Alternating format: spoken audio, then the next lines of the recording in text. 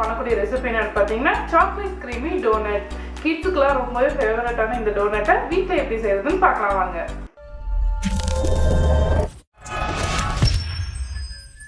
Chocolate cream donut செய்ய ஒரு கடாய் வச்சுக்கோங்க. அதில் பால் 300 ml, அடுத்து கார்ன்ஃப்ளவர் 3 டேபிள் ஸ்பூன் இதெல்லாம் சேர்த்துருங்க. இப்போ இதை நல்லா கலந்து விட்டுருங்க. இந்த பாலோட இந்த கார்ன்ஃப்ளவர் கட்டி விடாமல் நல்லா கரைச்சிக்கோங்க. நான் ஆல்ரெடி காய்ச்சின பால் தான் எடுத்திருக்கேன். நீங்கள் காய்ச்சாத பால் எடுத்தால் ஒரு கொதி வந்ததுக்கப்புறம் நீங்கள் கார்ன்ஃப்ளவர் சேர்த்துக்கோங்க. இது போல் நல்லா மிக்ஸ் பண்ணதுக்கப்புறமா இதில் சாக்கோ சிப்ஸ் 60 கிராம் இதில் சேர்த்துருங்க. சாக்கோ சிப்ஸ் நல்லா மெல்ட் ஆகிற வரைக்கும் இதை நல்லா மிக்ஸ் பண்ணிக்கோங்க. அவ்வளோ சாக்கோ சிப்ஸ் எல்லாம் இந்த அளவுக்கு நல்லா கரைஞ்சதுக்கப்புறமா ரொம்ப லோ ஹீட்டில் வச்சு இதை நல்லா மிக்ஸ் பண்ணிக்கோங்க. ஒரு அல்வா ஸ்டேஜ் வரணும். இந்த ஸ்டேஜ் வந்ததுக்கப்புறமா இதில் வெனிலா எசன்ஸ் 1 டேபிள் ஸ்பூன், நம்ம க்ரீம் சாப்பிடும்போது நல்லா ஃப்ளேவராக இருக்கும், சேர்த்துட்டு நல்லா ஒரு தடவை கலந்து விட்டுருங்க.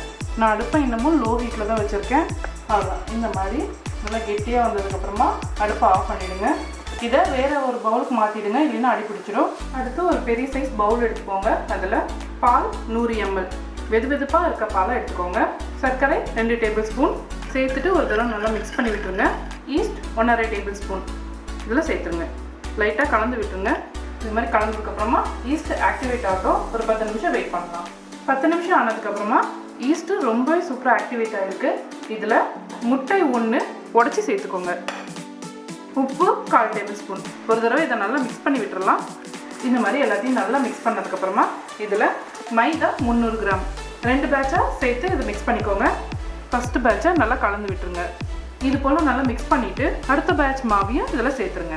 இப்போ நல்லா கை வச்சு இந்த மாவை நல்லா சாஃப்டான பதம் வர வரைக்கும் பிசைஞ்சிக்கோங்க. உங்களுக்கு தேவைப்பட்டால் கொஞ்சமாக இதில் பால் சேர்த்துக்கலாம். இந்த மாதிரி நல்லா மிக்ஸ் பண்ணிக்கோங்க. எனக்கு நடுவில் 2 டேபிள் ஸ்பூன் அளவு பால் தேவைப்பட்டுச்சு, நான் ஆட் பண்ணிக்கிட்டேன். உங்களுக்கு தேவைப்பட்டால் ஆட் பண்ணிக்கோங்க, இல்லைன்னா விட்டுருங்க. இந்த மாதிரி நல்லா கலந்ததுக்கப்புறமா இதில் unsalted butter 4 tablespoon, butter room டெம்பரேச்சரில் இருக்கணும், இதில் சேர்த்துட்டு இந்த மாவோடு நல்லா மிக்ஸ் பண்ணி விடுங்க. இந்த மாவை கிட்டத்தட்ட ஒரு 15 நிமிஷத்துக்கு நல்லா பிசைஞ்சிக்கோங்க. மாவை எந்த அளவுக்கு பிசைகிறோமோ அந்த அளவுக்கு டோனட் ரொம்ப சாஃப்டாக இருக்கும். மாவை இந்த மாதிரி இழுத்து பிசைஞ்சிக்கோங்க. இது போல் மாவை ஒரு 15 நிமிஷம் நம்ம நல்லா பிசைஞ்சிட்டோம். பாருங்கள் எவ்வளோ சாஃப்டாக இருக்குன்னு, ரொம்ப சாஃப்டாக இருக்குது. இப்போ இதை பவுலில் வச்சுட்டு மூடி வச்சுடுங்க. ஒரு ஈரமான டவலோ மூடியோ போட்டு மூடிடுங்க. மாவு காஞ்சிருச்சுன்னா டோனட் அழகாக ஷேப்பாக வராது. இப்போ இது 1 மணி நேரத்துக்கு இது நல்லா ஊறி வரட்டும். மாவு ரெடி ஆகிறதுக்குள்ள நம்ம க்ரீம் ரெடி பண்ணிடலாம். ஆல்ரெடி நம்ம சாக்லேட் க்ரீம் ரெடி பண்ணி வச்சுருந்தோம். இதை கார்ன்ஃப்ளவர் சேர்த்தனால இந்த மாதிரி இது கேக் மாதிரி செட் ஆகிடும். அதனால் இதை இது போல் ஒரு பீட்டரை வச்சு இதை நல்லா பீட் பண்ணிக்கோங்க. அப்போ க்ரீமியாக வந்துடும். ஒரு 5 நிமிஷத்துக்கு இதை நல்லா இந்த மாதிரி பீட் பண்ணதுக்கப்புறமா அவ்வளோதான், நம்மளோட சாக்லேட் க்ரீம் ரெடி. இப்போ இதை இந்த மாதிரி இருக்க ஒரு பைப்பிங் பேக்குக்கு மாற்றிடுங்க.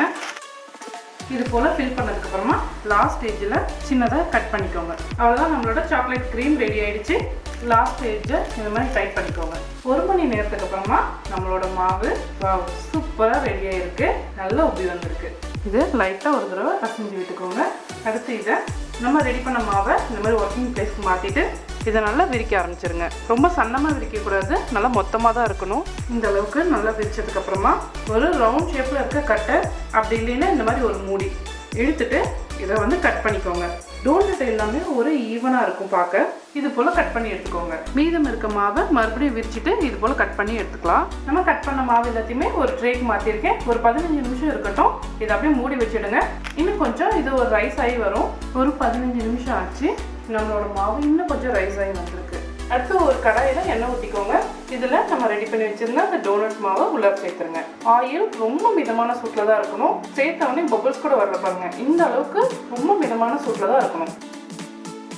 இதை லோ ஃப்ளேமில் வச்சுட்டு ஒரு சைடு பொன்னிறமாக வர வரைக்கும் இதை பொரிச்சுக்கோங்க. ஒரு சைடு இந்த மாதிரி கலர் வந்தோடனே இந்த பக்கம் திருப்பி போட்டுருங்க. அவ்வளோதான், இந்த மாதிரி கலர் வந்ததுக்கப்புறமா எண்ணெயிலேருந்து எடுத்துடலாம். ரொம்பவே சூப்பரான ரொம்பவே சாஃப்டான டோனட் ரெடி ஆகிடுச்சு. இதை அப்படியே இன்னொரு பிளேட்டுக்கு மாற்றிடுங்க. இதே போலவே மற்ற மாவுகளையும் போட்டு பொரிச்சு எடுத்துக்கோங்க. அவ்வளோதான், அடுத்த பேட்ச் டோனட்டும் ரெடி ஆகிடுச்சு.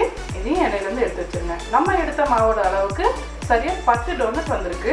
அடுத்து ஒரு மிக்ஸி ஜாரில் சர்க்கரை 4 டேபிள் ஸ்பூன் சேர்த்துட்டு இதை பல்ஸ் மோடில் ஒரு தடவை சுற்றி எடுத்துக்கோங்க. ரொம்ப சாஃப்டாக பவுடர் மாதிரி அரைக்கக்கூடாது. இது போல் சர்க்கரையை பவுடர் பண்ணி எடுத்துக்கோங்க. ரொம்ப பவுடராக இல்லாமல் இந்த மாதிரி நரன்னு. அப்போ தான் நம்ம டோனட்டை கடிச்சு சாப்பிடும் போது இந்த சர்க்கரையோட டேஸ்ட் ரொம்பவே நல்லாயிருக்கும். இப்போ இதை ஒரு பவுலுக்கு மாற்றிடுங்க. இந்த மாதிரி சர்க்கரையை ஒரு பவுலுக்கு மாற்றிட்டு நம்ம ரெடி பண்ண டோனட் அதை வந்து இந்த சர்க்கரை மேலே இப்படி டிப் பண்ணிடுங்க. 2 சைடும் எடுத்துக்கோங்க. கொஞ்சம் வெதுவெதுப்பான சூட்டில் இருக்கும் போதே இந்த மாதிரி எடுத்துக்கோங்க. இப்போ ஒரு பிளேட்டுக்கு மாற்றிடுங்க.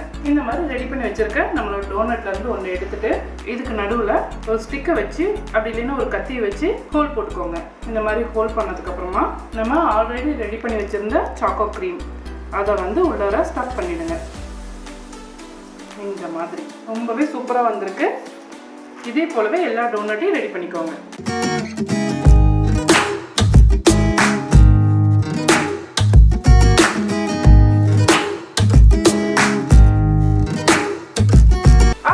நம்மளோட அட்டகாசமான சாக்லேட் க்ரீம் டோனட் ரெடி ஆயிடுச்சு. இதை டேஸ்ட் பண்ணி பார்க்கலாம். ரொம்ப சாஃப்டா இருக்கு. டேஸ்ட் வேற லெவல்ல இருக்கு.